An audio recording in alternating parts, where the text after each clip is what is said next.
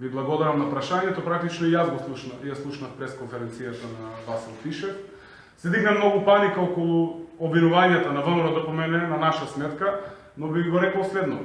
Дали станува збор за членови на ВМРО-ДПМН, кои што го сториле тоа што се случи вчера, односно го сквернавиле ликот на банерот на Никола Груевски, или тоа го сториле луѓе, кои што органски не можат да го поднесат ликот на Никола Груевски во центарот на Струмица, е прашање на кој одговор треба да дадат надлежните институции.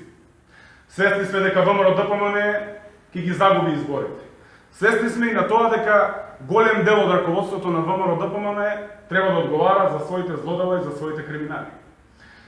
Ние од СДСМ немаме апсолутно никаква потреба да го оцрнуваме ликот на најоцрнетиот политичар во Република Македонија.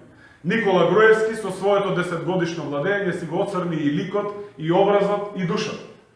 Можам да ве уверам дека доаѓа време на одговорност. Одговорност мора да има.